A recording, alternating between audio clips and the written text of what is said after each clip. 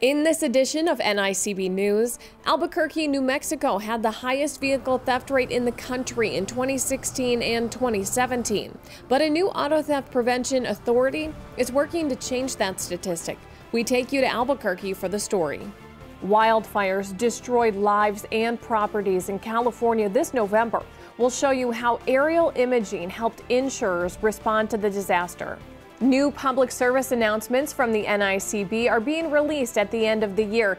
Get your sneak peek. The holidays are here. Do you know which holiday is most popular with car thieves? We'll show you the breakdown. All of those stories are next on NICB News.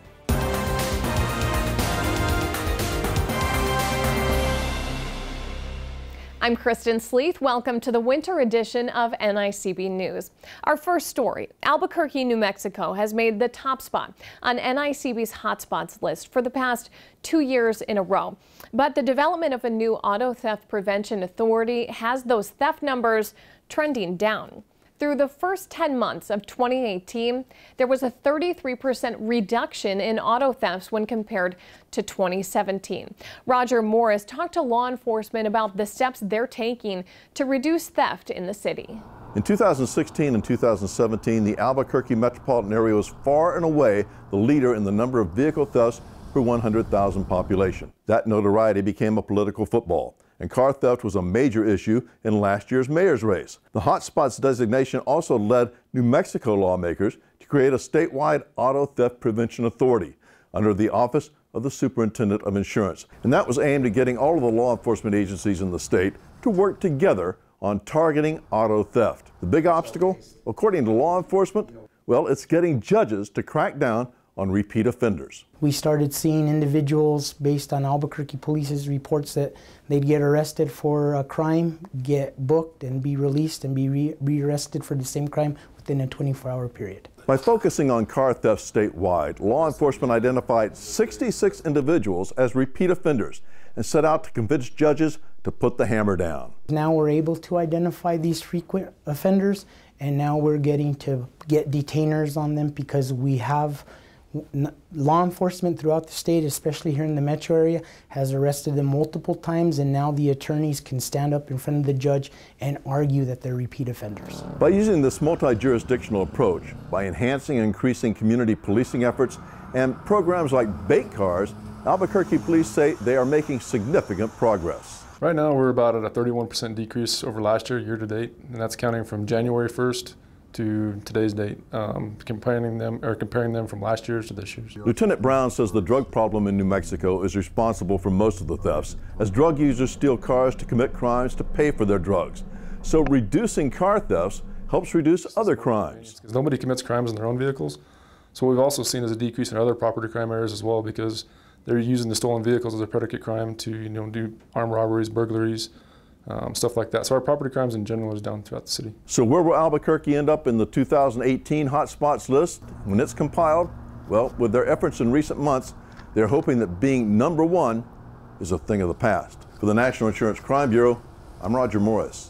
In the fall edition of NICB News, we told you how the Geospatial Intelligence Center helped insurers respond after Hurricanes Florence and Michael. Their latest effort in catastrophe response, the wildfires in California in November. Flyers took to the skies over the Woolsey fire in Southern California and the Camp Fire in Northern California, getting aerial imagery of the damage. These images were made available to insurance companies that are GIC members, as well as first responders, emergency personnel, and the public. The online before and after public viewer had nearly 2 million website hits. NICB Chief Operating Officer Jim Schweitzer commented on how these images help people after a catastrophe. Those who are worrying about their properties, whether their property is perfectly fine or whether it's totally gone, at least they can begin to think about what steps they have to take to get their lives back to normal. To take a look at those before and after images using the public viewer, head to our website, nicb.org, and click on News Releases.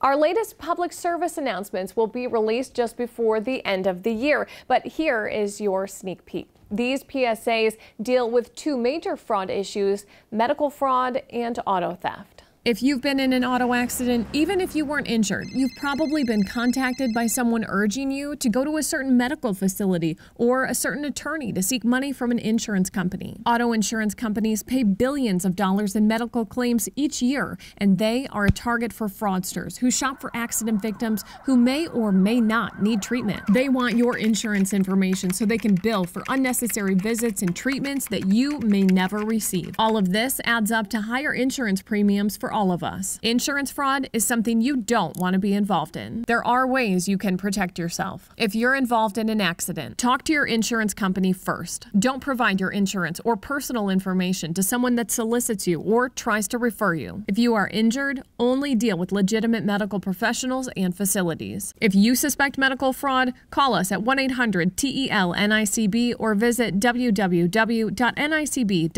A public service message from the National Insurance Crime Bureau. Did you know a vehicle is stolen once every 40 seconds in the United States? The cost adds up to over $6 billion a year, which leads to higher auto insurance rates for all of us. But there are steps you can take to help put the brakes on vehicle theft. When you leave your vehicle, always roll up the windows completely.